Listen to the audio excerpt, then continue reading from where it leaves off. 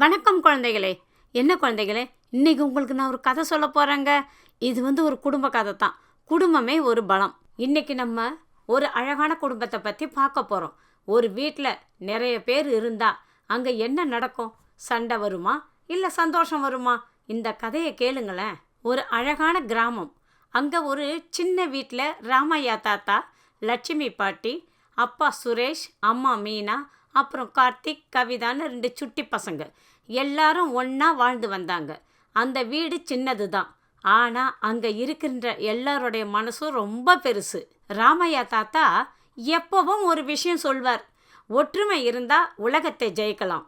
இதை கேட்டு கார்த்திக் சிரிப்பான். தாத்தா, இது ஏன் தினமும் சொல்கிறீங்க என்பான்.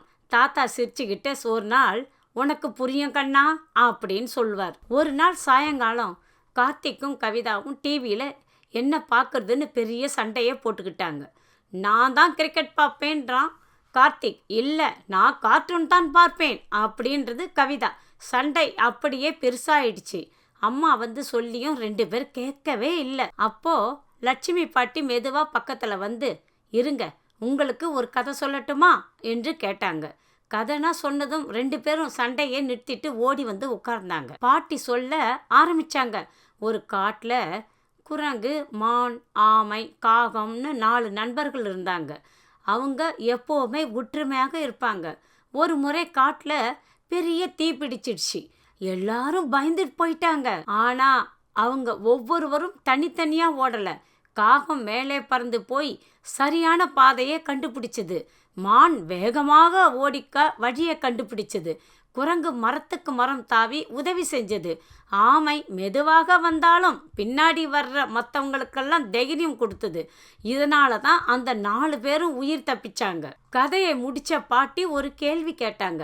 இப்போ சொல்லுங்க, இதில் யார் முக்கியம்? கார்த்திக் சொன்னா எல்லாரும் தான் பாட்டி முக்கியம். கவிதா சொன்னாங்க, ஆமாம், அந்த மெதுவான ஆமை கூட ரொம்ப முக்கியம். பாட்டி சிரிச்சுக்கிட்டே சொன்னாங்க, அந்த மாதிரி தான் நம்ம குடும்பமும். அப்பா சம்பாதிப்பார், அம்மா வீட்டை கவனிப்பாங்க, தாத்தா பாட்டி அன்பை தருவாங்க, நீங்கள் எல்லாரும் சந்தோஷம் தருவீங்க. இதில் ஒருத்தர் இல்லாமல் போனாலும் குடும்பம் முழுமை இருக்காது. இப்போ கார்த்திக்கும் கவிதாவும் ஒருத்தரை ஒருத்தர் பார்த்துக்கிட்டாங்க. கார்த்திக் சொன்னான், கவிதா, முதல்ல நீ கார்ட்டூன் பார், அப்புறம் நான் மேட்ச் பார்க்குறேன். ஆனால் கவிதா, வேண்டாம் அண்ணா, நாம் 2 பேரும் சேர்ந்தே ஏதாச்சும் ஒரு படம் பார்க்கலாமேன்னு சொன்னான். அன்னைக்கு எல்லாரும் ஒன்றா உட்காந்து சிரிச்சுக்கிட்டே டிவி பார்த்தாங்க. மறுநாள் ஸ்கூலில் டீச்சர் கேட்டாங்க, உங்கள் வீட்டில் உங்களுக்கு பிடிச்ச விஷயம் எது? கார்த்திக் பெருமையாக சொன்னான், என்னுடைய குடும்பம்தான் மிஸ். ஏன்னா நாங்கள் எல்லாரும் ஒன்றா சேர்ந்து இருக்கிறோம். எனக்கு உலகத்திலேயே பெரிய சந்தோஷம். பணம் குறையலாம், வீடு சின்னதாக இருக்கலாம், ஆனால் குடும்பம் ஒற்றுமையாக இருந்தால் வாழ்க்கை ரொம்ப அழகாக இருக்கும். குடும்பமே நம்ம பலம். என்ன குழந்தைகளே, இந்த கதையிலேருந்து உங்களுக்கு என்ன புரியுது?